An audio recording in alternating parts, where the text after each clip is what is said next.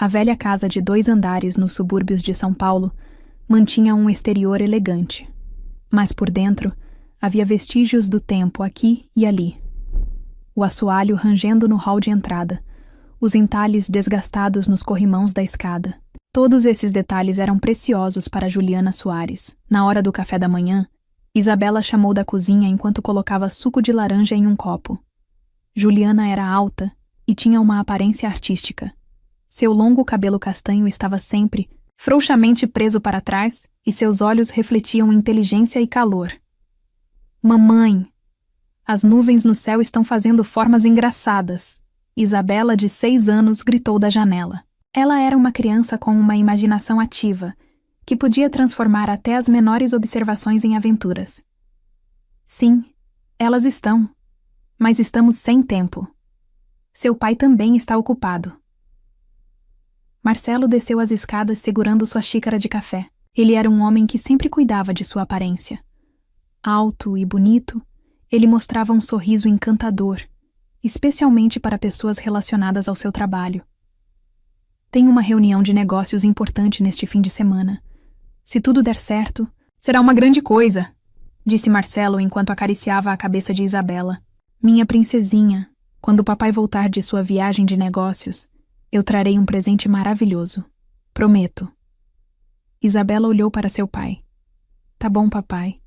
Marcelo piscou para sua filha.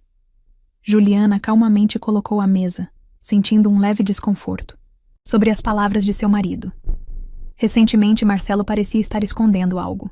Houve mudanças sutis em sua atitude, especialmente durante os 3 meses, desde que sua mãe faleceu. Como está a preparação para a nova exposição no Museu de Arte Contemporânea de São Paulo? Marcelo perguntou a Juliana. Ainda há muito a fazer, Juliana respondeu. Mas é uma exposição com artistas femininas do século XX. É um projeto especial para mim. O talento de Juliana como curadora de museu era amplamente reconhecido. Sua paixão pela arte permaneceu inalterada desde a infância. E, às vezes, ela priorizava o trabalho em vez do tempo com a família. Isso ocasionalmente se tornou uma fonte de descontentamento para Marcelo. A propósito, recebi uma ligação da minha mãe, Marcelo disse casualmente. Ela disse que estará visitando neste fim de semana. Juliana suspirou interiormente. Sua sogra, Teresa Soares, era uma típica mulher arrogante que se comportava cortesmente na superfície, mas nunca tentava esconder sua interferência excessiva e apego ao filho. Para Teresa, Marcelo era o filho perfeito, e Juliana era uma nora, indigna. Eu vejo. Juliana fingiu calma. Isabela ficará feliz com isso, eu suponho. Na realidade, Isabela também tinha sentimentos complicados sobre seu relacionamento com sua avó. O afeto de Teresa era condicional, dado apenas quando Isabela se comportava como uma dama. Depois do café da manhã, quando Marcelo saiu para o trabalho, a casa ficou silenciosa. Juliana estava separando os pertences de sua mãe, pensando no que fazer com a herança, que era substancial, embora ela não tivesse feito nenhum plano específico ainda. Mamãe, olhe para isso. Isabela entrou no escritório de sua mãe. Em suas pequenas mãos estava uma fotografia antiga. Oh, esta é uma foto da vovó e eu quando éramos jovens. Juliana gentilmente pegou a foto. Você sente falta da vovó? Isabela assentiu silenciosamente. A vovó me disse a verdade. O que você quer dizer? É um segredo, disse Isabela com uma expressão misteriosa. Juliana pensou que provavelmente fosse produto da imaginação de uma criança. À noite, Juliana recebeu um telefonema de Marcelo. Decidi sair cedo amanhã de manhã. Preciso me preparar para uma importante reunião de negócios. Entendo, respondeu Juliana. Uma estranha ansiedade cruzou sua mente. Durante o jantar, Isabela estava mais quieta do que o normal. Olhando pela janela, sua expressão tinha uma preocupação incomum para uma criança. O que há de errado, Isabela? Juliana tocou a testa da filha. Eu vi papai e vovó tendo uma ligação secreta, disse Isabela em voz baixa. Eles pensaram que eu não podia vê-los. Juliana ficou momentaneamente surpresa com as palavras da filha, mas rapidamente se lembrou da riqueza da imaginação de uma criança. Papai faz muitas ligações de trabalho. Agora é hora de dormir. Depois de colocar Isabela na cama, Juliana foi para seu escritório para terminar de planejar os documentos para o Instituto Cultural Horizonte. No entanto, ela não conseguia se concentrar. Olhando fixamente para a escuridão, foi tomada por uma ansiedade inexplicável.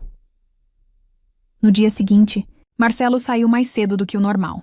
Enquanto organizava os materiais do museu, Juliana notou Isabela olhando pela janela. A tensão percorreu suas pequenas costas e ela se levantou, congelada no parapeito da janela, ao contrário da normalmente ativa Isabela de 6 anos. O que você está olhando? Juliana se aproximou de sua filha. Isabela se virou lentamente e olhou para o rosto de sua mãe. Havia uma profunda preocupação em seus olhos que não era infantil. Estou esperando que algo aconteça. O que está por vir? Juliana perguntou com um sorriso. Eu não sei, mas mamãe... Isabela parou por um momento. Você se lembra do antigo porão do vovô? Juliana parou de se mover.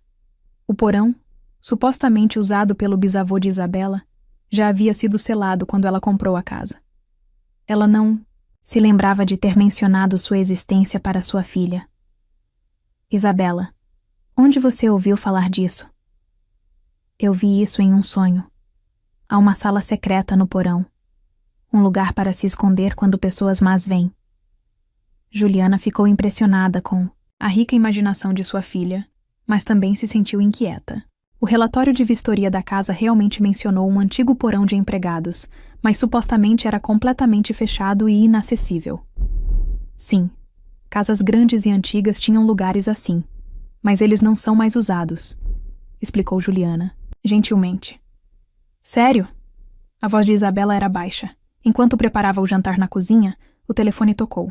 Ao ver o nome exibido na tela, Juliana hesitou por um momento.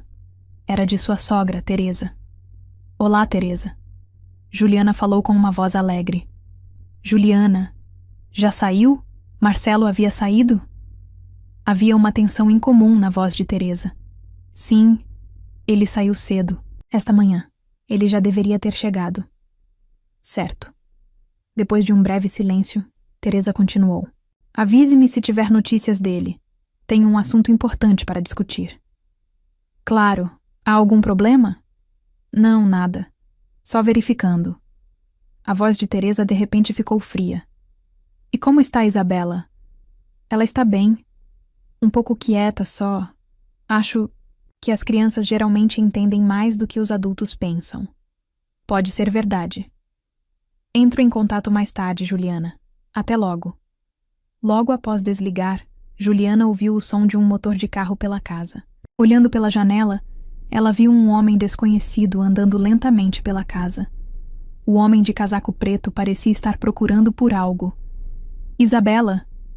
Juliana correu para a sala de estar. Não vamos sair hoje. Vamos ficar aqui e desenhar. Quando a noite caiu e Juliana tentou colocar Isabela na cama, ela se recusou a ir. Eu quero dormir no seu quarto, não aqui. O que há de errado? Você teve um sonho assustador? Isabela balançou a cabeça. Papai e vovó estão planejando algo ruim. Eu os ouvi. Juliana ficou perturbada com as palavras da filha. Isabela. Isso não é verdade, é verdade. A voz de Isabela ficou um pouco mais alta. Encontrei plantas de casas no escritório do papai. Dizia que havia uma passagem secreta. Papai estava olhando as plantas enquanto dizia perfeito no telefone. Juliana tentou acalmar sua filha, mas a expressão séria de Isabela a deixou ansiosa. Tudo bem, hoje à noite dormiremos juntas no meu quarto, mas amanhã precisamos conversar direito sobre isso. Depois de colocar Isabela para dormir, Juliana ligou para Marcelo. No entanto, a chamada continuou tocando sem resposta. Conforme sua ansiedade aumentava, ela enviou uma mensagem para Marcelo, mas não houve resposta. Juliana pegou a foto de sua mãe e refletiu. Será que sua mãe estava preocupada com Marcelo? Recentemente, nos pertences de sua mãe, ela encontrou um diário com a misteriosa linha "Preocupada com M". Tarde da noite, o smartphone de Juliana tocou.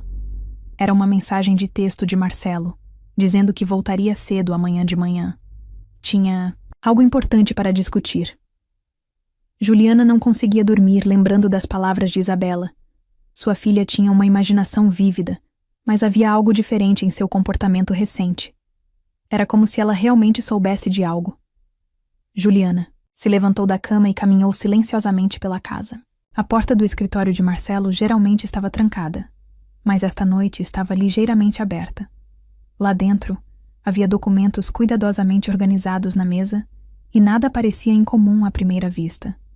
Mas quando ela tentou abrir as gavetas, a gaveta de baixo, que normalmente estava trancada, abriu. Dentro, havia um envelope etiquetado "Documentos de seguro de vida". Com as mãos trêmulas, Juliana abriu e verificou o conteúdo. Uma apólice de seguro de vida de alto valor foi recentemente contratada em seu nome. O beneficiário era Marcelo. A data do contrato era 1 semana após a morte de sua mãe. Esta é... Juliana murmurou. Ela sentiu um arrepio na nuca. O aviso de Isabela de repente pareceu muito real. Quando ela estava prestes a sair do escritório, ela ouviu o motor de um carro lá fora. Juliana olhou cuidadosamente por uma fresta nas persianas. Um SUV preto parou em frente à casa e um homem desconhecido saiu. Ele estava falando ao celular, aparentemente esperando algum sinal. Juliana correu de volta para seu quarto e deitou-se ao lado da adormecida Isabela. Seu coração batia forte. Juliana acordou de um sono intermitente. A luz da manhã que entrava pela janela ainda era fraca e o relógio marcava 5:30. Ela olhou para o rosto tranquilo de Isabela adormecida ao lado dela e se sentiu um pouco aliviada. No entanto, essa paz não durou muito. Um som fraco chamou sua atenção. O som de uma porta de carro fechando na frente da casa. No silêncio da manhã, o som ressoou estranhamente alto. Marcelo estava de volta. Qual foi a conversa importante que ele mencionou? Os documentos do seguro de vida que ela encontrou na noite passada passaram por sua mente. Assim que Juliana estava prestes a se levantar, a pequena mão de Isabela agarrou firmemente seu braço. Quando Juliana se virou, Isabela já estava acordada, olhando para sua mãe com uma expressão apavorada. A voz de Isabela estava tremendo. Precisamos escapar agora. Havia urgência naquela pequena voz. Juliana, confusa, olhou para o rosto de sua filha. O quê? Por quê? Isabela estava claramente tremendo de medo. Seu pequeno corpo estava rígido de tensão e seus olhos estavam úmidos, de lágrimas. Não há tempo. Precisamos sair de casa agora. Juliana estava confusa. Estava claro que sua filha estava genuinamente assustada. Mas de quem elas estavam fugindo? De Marcelo ou do homem suspeito que ela viu na noite passada? De qualquer forma, o medo de Isabela era real. Juliana instintivamente sentiu que deveria confiar em sua filha. Tudo certo, decidiu Juliana. Vista-se rapidamente e leve apenas o necessário.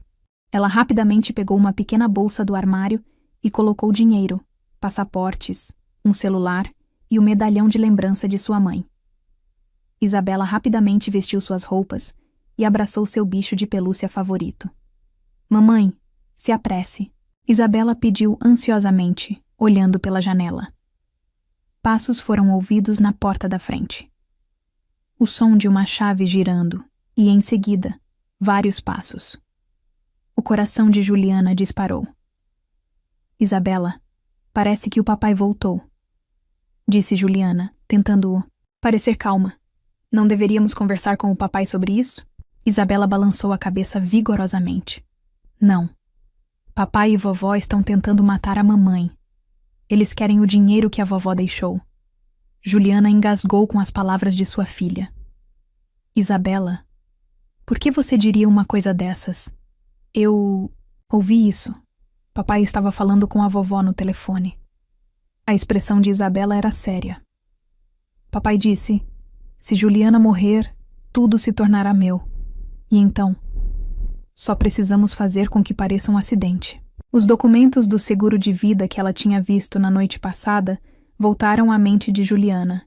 Um alto pagamento de seguro, Marcelo como beneficiário, o contrato assinado logo após a morte de sua mãe e, acima de tudo, a expressão assustada de Isabela. Tudo isso pode não ser coincidência. Eu entendo, Juliana disse com a voz trêmula. Vamos descer silenciosamente. Sairemos pela porta dos fundos. As duas começaram a descer as escadas silenciosamente. No entanto, a voz de Marcelo podia ser ouvida da sala de estar. Ele estava falando com alguém. Está tudo pronto? A voz de Marcelo tinha uma frieza desconhecida. Estou contando com você para operar o sistema de segurança. O tempo é crucial. A voz de outro homem respondeu. Entendido. Vou ativá-lo assim que receber o sinal. Juliana congelou de terror. Ela rapidamente puxou a mão de Isabela e foi em direção à porta dos fundos pela cozinha. Segurando seus pertences, ela agarrou a maçaneta da porta, mas ela não girava. Não abre! Juliana murmurou em pânico. Mamãe! A voz de Isabela ecoou suavemente. Está trancada por fora. Naquele momento, o cheiro de gasolina começou a se espalhar pela casa. O forte odor de produtos químicos invadiu as janelas. Simultaneamente, o sistema de segurança da casa começou a ativar de repente. Não houve som de alarme, mas as venezianas de metal instaladas nas janelas e portas começaram a descer de uma só vez. Estava acontecendo. Elas estavam presas. Isabela! Juliana gritou de medo. Ela tentou desesperadamente encontrar outra saída, mas todas as janelas e portas estavam completamente fechadas. Juliana estava prestes a cair em pânico, mas a voz calma de Isabela a trouxe de volta. Mamãe, por aqui. Isabela permaneceu calma. Há uma porta escondida atrás da despensa. Seguindo o exemplo de Isabela, Juliana foi até a despensa da cozinha. Atrás das prateleiras do supermercado, havia uma pequena porta que não era perceptível à primeira vista. Isabela moveu a prateleira sem hesitar e puxou uma maçaneta escondida. Uma pequena porta se abriu, revelando uma passagem escura. Isabela, esta é... Juliana ficou surpresa. Nem o papai nem a vovó sabem sobre isso. Eu encontrei. Isabela disse orgulhosamente. A vovó me contou em meu sonho. Juliana hesitou por um momento. O medo de que isso pudesse ser uma armadilha passou pela sua cabeça. Mas em algum lugar da casa, ela começou a ouvir o som de fogo queimando. O cheiro de fumaça estava se intensificando gradualmente. Ela não tinha escolha. Isabela, você vai primeiro. Eu vou logo atrás de você. Juliana guiou sua filha pela passagem. A passagem estreita parecia ser uma antiga passagem secreta de serviçais. Poeira e teias de aranha pendiam do teto, sugerindo que não era usada há décadas. A passagem era tão estreita que tiveram que se agachar para prosseguir. Mamãe, você está bem? Isabela se virou e perguntou. Ela não parecia com medo. Em vez disso, tinha uma expressão cheia de certeza, como se estivesse sendo guiada por algo. Estou bem. Juliana tentou sorrir, mas seu coração batia forte de medo. Perguntas continuavam surgindo em sua mente. Marcelo estava realmente tentando matá-la só pela herança? Como Isabela sabia sobre essa passagem? Depois de caminhar por um tempo, a passagem descia suavemente, continuando para o subsolo. Você sabe aonde isso leva? Juliana perguntou. Sim. Sai debaixo do galpão no jardim. A vovó me disse. O cheiro de fumaça ficou mais forte. E, atrás delas, veio um som alto, como uma explosão. O fogo parecia estar se espalhando rapidamente. As duas correram pela passagem estreita, quase rastejando. Finalmente, uma pequena luz apareceu no final da passagem. Era uma pequena porta embutida na parede do porão. Quando Isabela empurrou a porta, ela se abriu com um rangido de dobradiças enferrujadas. Além dela, estava o espaço subterrâneo de um galpão, a uma pequena distância da casa. Depressa! Juliana levantou Isabela e correu escada acima do galpão. Quando elas abriram a porta do galpão, o ar fresco da manhã as cumprimentou. Olhando para trás, a casa já estava tomada. Pelas chamas, a fumaça preta subia alto no céu e o som das sirenes se aproximava da vizinhança. Mamãe, vamos para a casa da Bárbara? Isabela sugeriu. Bárbara era uma amiga próxima de Juliana, que morava a 2 casas de distância. Juliana abraçou Isabela com força. Isabela, você salvou minha vida. Isabela olhou para o rosto de sua mãe. Havia uma calma adulta em seus olhos. A vovó está cuidando de nós. Ela sabia sobre o plano do papai. Juliana tremeu com as palavras de sua filha. Havia uma certeza sobre elas que parecia além da imaginação de uma criança. As 2 correram para a casa de Bárbara. Bárbara estava fazendo seu café da manhã. Quando ela abriu a porta, lá estavam Juliana e Isabela, sujas de fuligem. Suas expressões estavam gravadas com um terror indescritível. Juliana, o que aconteceu? Bárbara rapidamente as convidou para entrar e chamou a polícia. Juliana, com a voz trêmula, disse: Marcelo ateou fogo na casa. Tentou nos matar. Embora as palavras fossem difíceis de acreditar, Bárbara não hesitou em pegar o telefone. Do lado de fora da janela, fumaça preta já subia, e o som das sirenes se aproximava. Quando a polícia e os caminhões de bombeiros chegaram, a casa deles já estava envolta em chamas. Enquanto os bombeiros lutavam contra o fogo, eles colheram depoimentos de Juliana e Isabela. Juliana, embora confusa, insistiu que não foi um incêndio acidental, mas uma tentativa premeditada de homicídio. Senhora, essa é uma acusação séria, disse um detetive mais velho. Você tem alguma evidência? Com as mãos trêmulas, Juliana pegou o celular. Ontem à noite, tirei fotos de documentos de seguro de vida que encontrei no escritório do meu marido. Recentemente, ele fez uma apólice de alto valor em meu nome. O detetive olhou para a foto e franziu a testa. Isso por si só não é suficiente. Minha filha Isabela também ouviu a conversa do meu marido. Juliana colocou a mão no ombro de Isabela. Isabela começou a falar em voz baixa. Papai estava falando com a vovó no telefone. Ele disse: se Juliana morrer, tudo se tornará meu. Então, ele disse: o truque é fazer com que pareça um acidente. O detetive olhou para Isabela gentilmente. Quando e onde você ouviu isso? Há 3 dias, do lado de fora do escritório do papai. Isabela respondeu aos detalhes com precisão. Papai estava falando ao telefone e não me viu.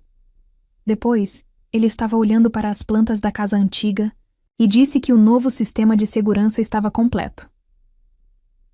À tarde, a situação na cena havia mudado drasticamente. O investigador de incêndio anunciou descobertas preliminares. Isso é claramente um incêndio criminoso. Vestígios de gasolina foram detectados ao redor da casa.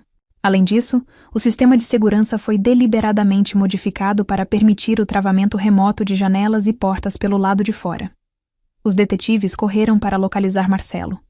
Rapidamente ficou claro que sua suposta viagem de negócios era uma mentira. Seus colegas de trabalho testemunharam. Não sabíamos que Marcelo estava viajando a negócios. À noite, Marcelo foi encontrado em um posto de gasolina na rodovia BR-101 e preso. Documentos de fraude de identidade e uma grande quantia em dinheiro foram encontrados no porta-malas de seu carro. Sou inocente! Marcelo gritou na sala de interrogatório. Isso tudo era plano da minha mãe. Ela me coagiu. Teresa também foi presa em sua casa. No início, ela manteve a compostura. Mas quando soube que Marcelo a estava culpando, sua atitude mudou completamente. Aquele filho ingrato. Eu sacrifiquei tudo por ele.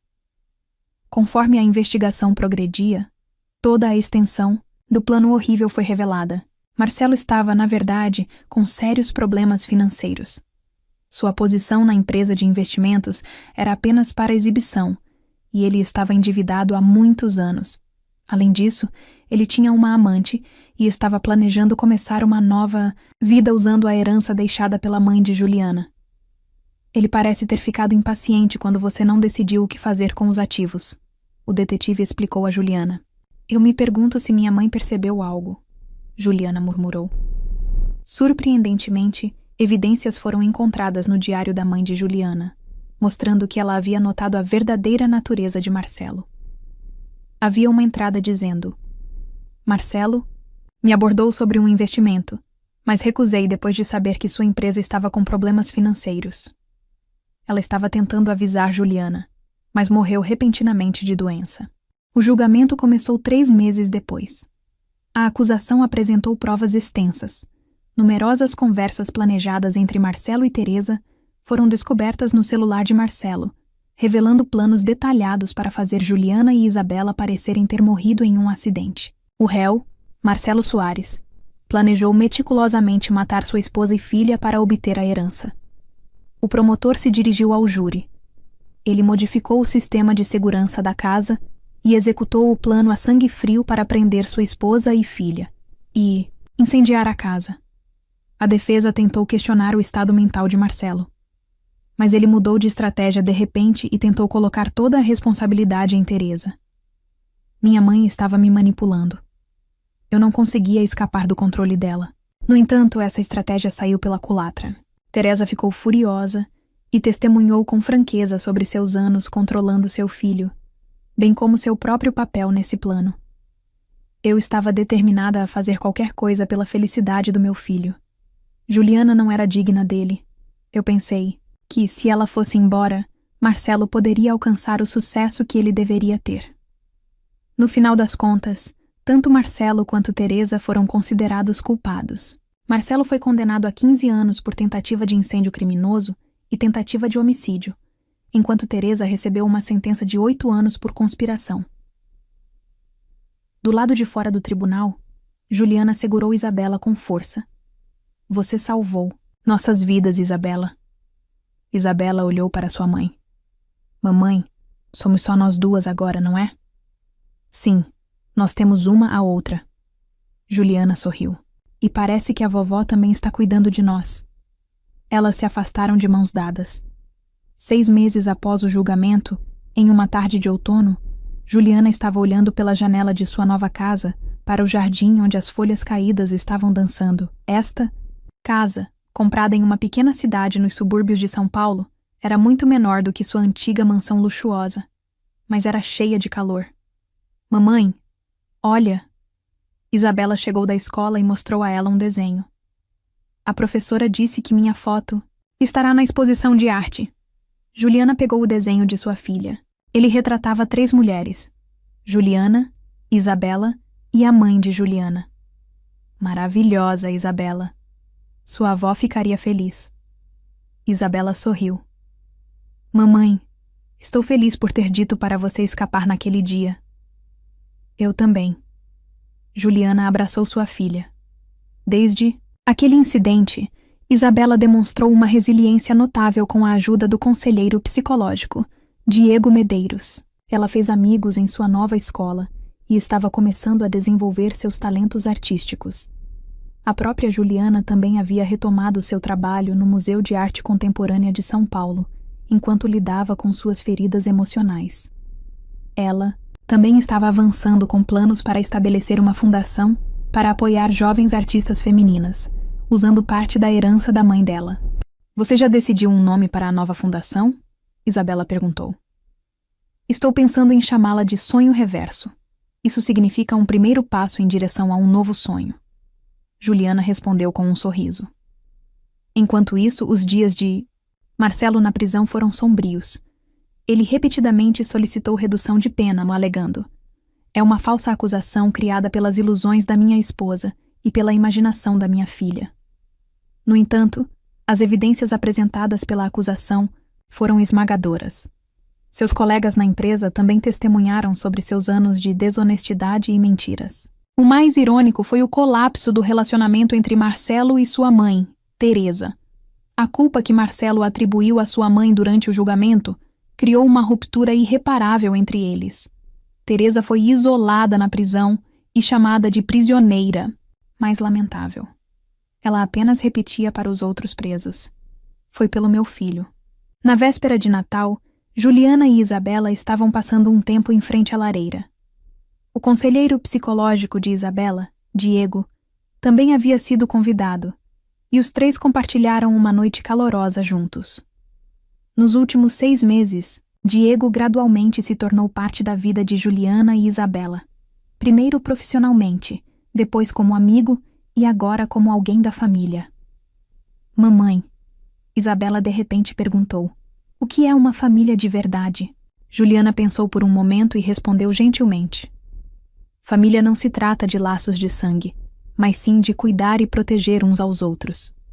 Isabela assentiu, como se compreendesse e disse, é por isso que fomos capazes de nos tornar uma família de verdade. Depois de pensar um pouco mais, ela continuou.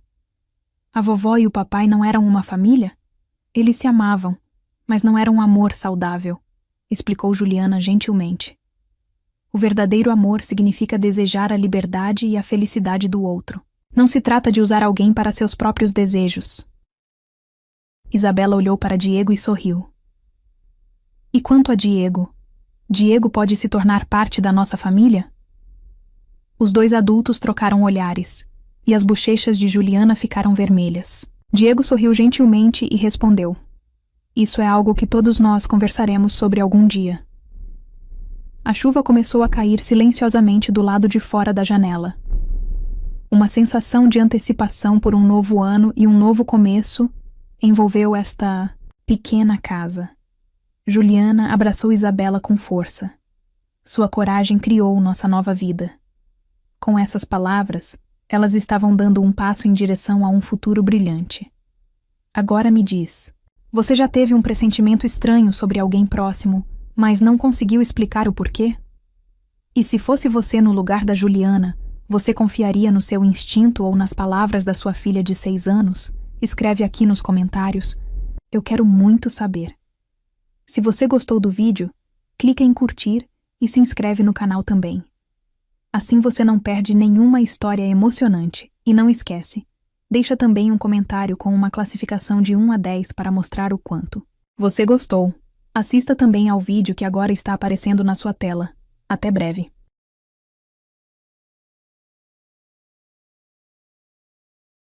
A campainha acima da porta da pequena cozinha tocou suavemente quando a porta da frente bateu. Carolina estava em pé, junto ao fogão, usando uma camiseta velha e chinelos, mexendo o caldo de beterraba. Seus dedos tremiam.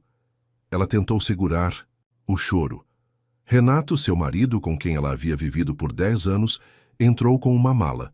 Vestia jeans e o mesmo suéter que Carolina lhe dera no último ano novo. Parecia o de sempre, sério, arrumado, como se estivesse saindo para uma viagem. A trabalho. Mas seus olhos estavam frios, vazios. Ele olhou para Carolina e disse sem rodeios, vou levar o Trovão, fica com o Pedro, sem despedidas, sem explicações, como se estivessem dividindo os bens depois de uma mudança. Trovão, o labrador caramelo deles, estava deitado no corredor, sobre o velho cobertor, choramingando, como se sentisse o que estava prestes a acontecer. Eles haviam adotado Trovão ainda filhote, antes mesmo de Pedro nascer. Ele era parte da família, brincava com um menino, puxando brinquedos, corria pelo quintal atrás dele enquanto ele ria, e os recebia na porta abanando o rabo.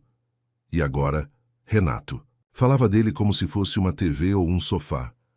Carolina ficou paralisada. Queria gritar, mas as palavras engasgaram na garganta. Foi então que Maria Teresa, a mãe de Renato, apareceu no batente da porta. Usava o mesmo sobretudo de sempre e um colar barato comprado na lojinha do bairro. Seus lábios se abriram num sorriso sarcástico. Pelo menos o cachorro é bem treinado. Soltou venenosa.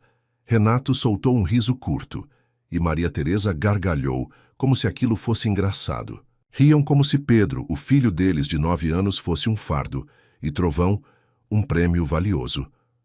Carolina sentiu o ar sumir da sala, mas continuou em silêncio. Não gritou, não chorou.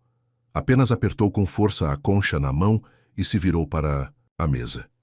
Ali estava um desenho de Pedro, os 3 de mãos dadas, sob um sol enorme.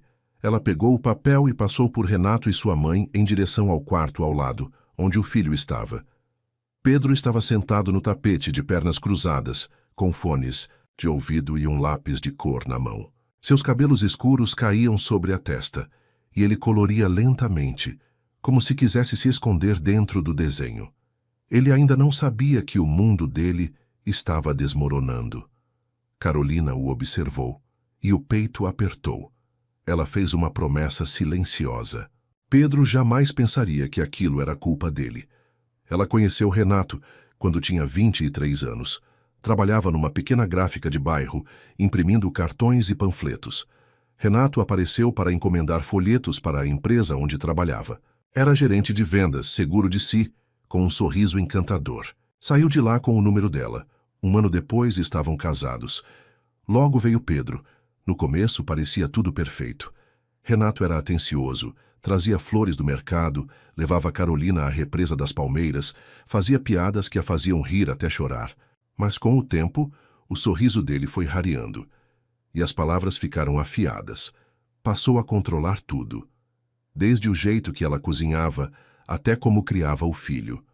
Se Pedro chorava depois de uma bronca, ele culpava Carolina. Você que não ensinou o menino a ser homem. Se ela pedia ajuda, ele a chamava de chorona. Quando ela ganhou peso após o parto, ele disse que ela tinha se largado, e não foi.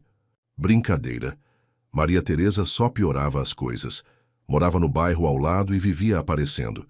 Sempre arranjava algo para criticar. O caldo muito salgado, o menino mal vestido pro tempo. Agradece que o Renato ainda aguenta teus chiliques. Soltou certa vez. Carolina ficou calada, mesmo com o sangue fervendo por dentro. Pedro crescia doce e observador. Percebia quando a mãe silenciava ao ver o pai entrar no cômodo ou quando ela já não ria como antes. Desenhava casinhas, sóis, trovão com um rabão grande e pendurava os desenhos na geladeira. Mas nem ele conseguia deter o que estava por vir. Renato chegava cada vez mais tarde e Carolina chorava cada vez mais no banheiro trancada, para ninguém ouvir. A gota d'água veio numa terça-feira qualquer. Renato entrou, jogou as chaves na mesinha e perguntou, do nada, o Pedro já fez a lição de matemática? Carolina respondeu que sim. Ele soltou um riso seco. Ótimo, porque eu não quero que ele cresça igual a você. Mal consegue pagar as contas. Disse aquilo como se estivesse comentando sobre o tempo e foi para o quarto rolar o celular. Carolina ficou sentada na cozinha olhando para o chá já frio e sentiu que não aguentava mais. 3 semanas depois, Renato foi embora. Levou o trovão suas coisas e bateu a porta. Maria Teresa, a mãe dele, estava ali do lado de braços cruzados e boca cerrada, observando ele colocar a mala no porta-malas do carro. Carolina ficou com uma mistura de medo e vazio, um silêncio, que zumbia como um eco nos ouvidos. O apartamento que ela alugava na periferia era pequeno, 2 cômodos, um piso de linóleo velho, papel de parede com florzinhas que ela cobriu no quarto do Pedro com um azul claro. Ela pendurou uma guirlanda de estrelinhas acima da cama dele. Pedro dizia que elas o protegiam. Carolina trabalhava como freelancer, fazendo logos e banners para comércios locais. A grana era pouca, mas dava para pagar o aluguel, a comida e o material escolar. O mais importante, ela podia estar por perto, com o Pedro. As manhãs eram as mais difíceis. Pedro, que antes não parava de falar sobre dinossauros e o espaço, agora ficava em silêncio. Sentava à mesa, encarava a caixa de cereal e não comia. Carolina percebia como ele se assustava com o interfone e como tinha voltado a ter medo do escuro. Ela tentava preencher o vazio. Fazia panquecas, escrevia bilhetes para o lanche da escola, lia Harry Potter antes de dormir. Mas via seu menino se apagando aos poucos. Pedro desenhava. Desenhava super-heróis espaciais, o trovão com asas, como se o cachorro tivesse virado seu guardião. Carolina pendurava os desenhos nas paredes, mas sempre que olhava para eles, sentia uma pontada no peito. Ela queria ser forte. Mas às vezes, quando Pedro dormia, sentava na cozinha, encarava as luzes da rua piscando lá fora e pensava, como eu conserto isso? 1 mês depois da saída de Renato, chegou uma intimação. Ele tinha entrado com pedido de guarda compartilhada. Uma semana com ele, uma semana com Carolina. Carolina ficou sentada à mesa da cozinha, com a intimação nas mãos, sem conseguir acreditar. Renato não ligava, não mandava mensagem, nunca perguntava pelo filho. No dia em que foi embora, nem se despediu do menino. E agora queria metade da vida dele. A primeira audiência foi no fórum do bairro. Um prédio velho com a pintura descascando e cheiro de mofo. Renato apareceu atrasado, com um blazer e aquele sorriso confiante. Maria Teresa, claro, estava junto, com uma bolsa cheia de empadinhas que oferecia para a secretária como se estivessem num chá da tarde em família. Carolina sentou do outro lado, com um vestido sóbrio que comprou em promoção, e ouviu o advogado dele descrevê-lo como um pai, dedicado buscando estabilidade para o filho. Ela apertava os punhos embaixo da mesa. Dedicado? Ele nem sabe que Pedro não dorme sem a luz acesa. Ela não aguentou mais. Ele nem liga para o filho. Não aparece, não pergunta nada, porque ele quer metade do tempo com ele. Renato se recostou na cadeira e sorriu. Porque eu sou o pai. Foi aí que Carolina entendeu. Não era sobre o Pedro. Era sobre controle, sobre vencer. E Maria Teresa estava do lado dele. Começou a mandar mensagens para Carolina. Veja se o Pedro está comendo legumes, ele está tão pálido. Ou não duvido se ele estiver tirando nota baixa na escola. Renato começou a aparecer na frente da escola, com uma jaqueta chamativa onde se lia Melhor Pai, entregando barrinhas de cereal para o Pedro e cumprimentando os outros pais. Pedro voltava confuso perguntando, mãe, por que o papai disse que você não deixa eu ir com ele? Carolina mordia os lábios para não chorar. Começou a registrar tudo, mensagens do Renato, bilhetes da Maria Teresa, as coisas que Pedro dizia. Ela sabia que, sem provas, o juiz não acreditaria nela. Uma noite, Pedro entrou na cozinha com seu tablet velho nas mãos, o rosto pálido, os olhos marejados. Ele mostrou a tela para Carolina e disse, mãe, acho que o papai não queria que eu visse isso. Carolina pegou o tablet e sentiu o coração apertar. Mensagens de Renato enviadas por engano. Cansei desse moleque, cheio de frescura igual a mãe. Tô só esperando para pegar ele e fazer virar homem de verdade. Do jeito que tá, só me atrapalha. Nem parece meu filho. Carolina leu aquilo com as mãos tremendo. Olhou para Pedro, que estava de cabeça baixa, e ele perguntou com a voz fraca. A culpa é minha dele não gostar de mim? Carolina se ajoelhou diante dele e o abraçou, com tanta força que sentiu o coraçãozinho do filho batendo. Não, Pedro, a culpa não é sua. Você é maravilhoso. Quem se quebrou foi seu pai, não você. Naquela noite, Carolina não conseguiu dormir. Imprimiu as mensagens, salvou tudo num pendrive e ligou para sua advogada, Beatriz. Do outro lado da linha, Beatriz ouviu em silêncio. A voz dela ficou mais firme. Você tem certeza, Carolina, isso é sério. Pode mudar tudo, mas... O Pedro está pronto para falar no tribunal? Carolina ficou em silêncio. Ela não queria ver seu filho de apenas 9 anos diante de um juiz. Mas no dia seguinte, no café da manhã, foi o próprio Pedro quem disse: Mãe, você sempre diz que a gente tem que falar a verdade quando algo está errado. O juiz tem que saber, né? Carolina assentiu, enxugando uma lágrima. Tem, sim, os dias seguintes passaram como um borrão. Beatriz ajudou a reunir as provas, mensagens, áudios, até uma carta de Dona Maria Teresa, mãe de Renato, dizendo: se o Pedro não aprender a ter disciplina, vai acabar igual a sua família. Carolina juntava tudo o que podia, como se construísse uma fortaleza em volta do filho, mas Renato não parava. Escrevia: Pedro, sua mãe, de novo, não quer deixar você vir. Eu quero sair com você, mas ela não deixa. Pedro mostrava a mensagem, para Carolina com os olhos cada vez mais tristes. A avó, Dona Maria Teresa, começou a aparecer na porta da escola. Um dia chegou a entregar para ele um pacote com um brinquedo de montar e um bilhete. Seu pai está lutando por você. Pedro entregou para Carolina e perguntou: Mãe, por que parece que ele está tentando me comprar? Carolina sorriu com tristeza. Seu filho via a verdade melhor que muito adulto. Conversava com ele todas as noites, não sobre o processo, mas sobre o que ele sentia. Ele perguntava se era normal sentir saudade do trovão, o cachorro, se era normal chorar. E Carolina respondia com sinceridade, sem floreios. Na véspera da audiência, Pedro não conseguia dormir. Deitado ao lado da mãe, olhando para as luzes da estrela que ficava pendurada no quarto, ele sussurrou: "E se o juiz não acreditar em mim?" Carolina passou a mão pelos cabelos dele. "A verdade não precisa ser gritada, Pedro. Só fala com o coração que vai dar tudo certo." No dia da audiência, a sala do fórum cheirava a papel velho. Paredes frias, bancos de madeira. Um silêncio que zumbia nos ouvidos. Carolina sentou ao lado de Pedro, que apertava nervosamente o caderno onde havia anotado o que queria dizer. Seus tênis vermelhos, que chamava de "da sorte", balançavam debaixo do banco. Do outro lado, Renato estava de terno, sentado com postura impecável. Atrás dele, Dona Maria Teresa segurava firme a bolsa no colo, como se fosse para uma batalha. O juiz, um senhor de olhar cansado, entrou na sala. Todos se levantaram. Ele abriu a pasta do processo e começou a escutar. O advogado de Renato falou, primeiro, descrevendo como seu cliente queria participar igualmente da vida do filho. Carolina cerrou os dentes. Igualmente. Renato nem sabia que Pedro agora tinha medo de cachorro por sentir falta do trovão. Então foi a vez de Beatriz. Meritíssimo, pedimos a guarda completa.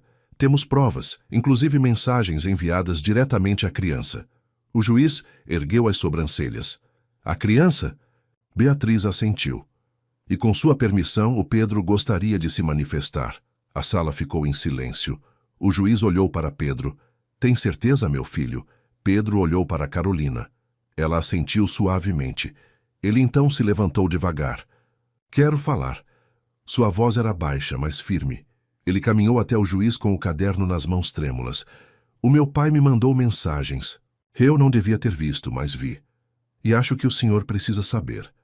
Beatriz entregou as cópias impressas. Pedro abriu o caderno e leu. Cansei desse moleque, cheio de frescura igual a mãe. Tô só esperando para pegar ele e fazer virar. Homem de verdade. A voz de Pedro falhou um pouco. Ele olhou para o juiz. Ele estava falando de mim. A sala ficou em silêncio. Um silêncio pesado, quase sagrado, como se todos estivessem dentro de uma igreja vazia. Maria Teresa empalideceu. Renato baixou o olhar encarando a mesa. Pedro continuou. Minha mãe não chora o tempo todo. Ela é forte. Ela me ajuda quando eu tenho medo. E eu não sou um peso. O juiz cruzou as mãos sobre a mesa. Obrigado. Pedro, isso foi muito corajoso. Você gostaria de dizer mais alguma coisa? Pedro hesitou por um instante e respondeu. Eu não quero morar num lugar onde me tratam como um problema. Quero ficar com a minha mãe, onde eu me sinto seguro. Ele voltou até Carolina, que o abraçou apertado e sussurrou. Você foi incrível. O juiz então olhou para Renato. Tem algo a declarar? O advogado de Renato pediu uma pausa, mas o juiz interrompeu com firmeza. Já vi o suficiente. O interesse da criança vem em primeiro lugar. Com base nas provas e no depoimento de Pedro, concedo a guarda total para Carolina. Carolina fechou os olhos e soltou um suspiro aliviado. Renato permaneceu, em silêncio. Maria Teresa se levantou e saiu da sala sem esperar o fim da audiência.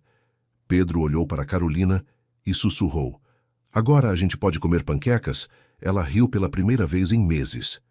Claro, meu amor. Eles pararam em um café ali do bairro, onde serviam panquecas com geleia. Pedro escolheu com geleia de morango. Carolina pediu um chá e ficou apenas observando o filho. Os olhos dele brilhavam, e ele ria quando a panqueca se desfazia, parecendo tão leve como não era há muito tempo. Enquanto mordia um pedaço, perguntou. Eu falei direitinho? Carolina sorriu. Você falou melhor que qualquer um. Foi um verdadeiro herói. 2 semanas depois, chegaram os documentos. Guarda total para Carolina. Renato teria apenas direito a visitas supervisionadas, caso passasse por avaliação psicológica. Ele não passou. Em vez disso, foi embora. Diziam que para Fortaleza, com uma nova namorada. Maria Teresa também sumiu, sem deixar nenhuma mensagem. Carolina ficou esperando algum contratempo, mas o silêncio permaneceu. Pedro começou a florescer de novo. Voltou a desenhar histórias em quadrinhos sobre astronautas e cachorros com asas. Em um dos desenhos, Carolina era uma super-heroína que salvava o mundo com panquecas. Ela pendurou o desenho na geladeira. Pedro passou a dormir sem luz à noite, a rir mais, a fazer perguntas curiosas. Mãe, os dinossauros tinham um umbigo, Carolina respondia, e seu coração se aquecia. Ela mesma começou a respirar de novo. Pegou novos clientes, se matriculou em uma oficina de aquarela, onde outras mulheres como ela compartilhavam suas histórias enquanto tomavam chá. Ela economizava para comprar um tênis novo para Pedro e, quem sabe, para uma viagem ao litoral.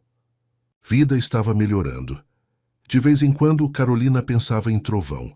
Esperava que ele estivesse por aí correndo com o rabo abanando.